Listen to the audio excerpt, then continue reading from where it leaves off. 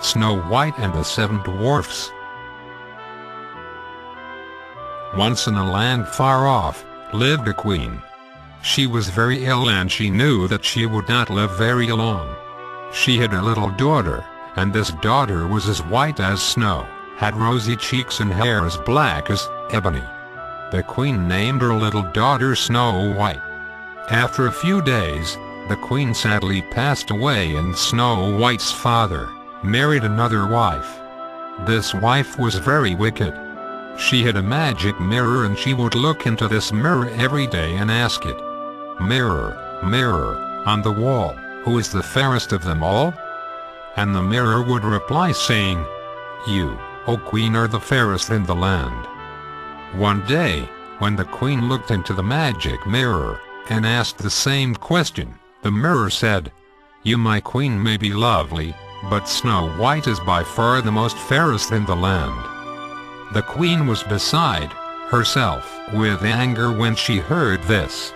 She ordered her servant to take Snow White and kill her. The servant felt very sorry for Snow White and did not kill her, but took her to the forest and left her there. Snow White, scared and hungry, walked around the forest all alone and finally came to a small cottage. This cottage belonged to seven dwarfs.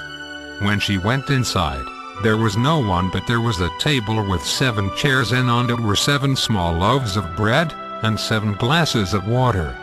Snow White ate a little, and then looked for a place to sleep in.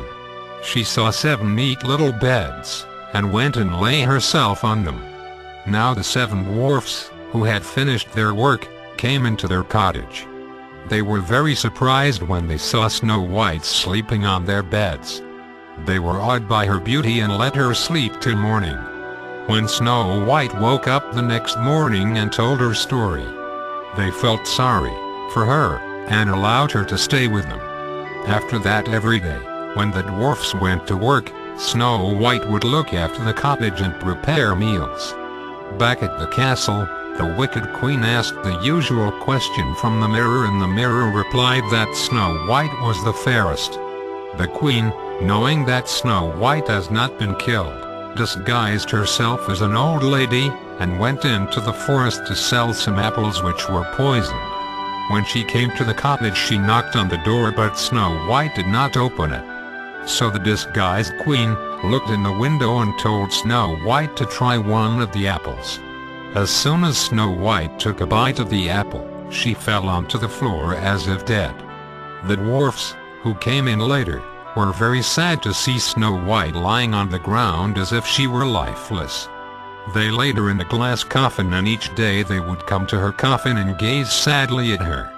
After some time had passed away, one day a handsome young prince came through the forest and saw Snow White's coffin. He was awed by her beauty, and begged the dwarfs to let him take her with him. The dwarfs took pity on him and allowed him to take her away. As he lifted Snow White from the coffin, he kissed her and it broke the spell caused by the poisonous apple. She looked up at the young prince standing above her and immediately fell in love with him. The prince took her to his castle and married her. Snow White and the prince lived happily ever after in the land, and the dwarfs went to visit them very often. The end.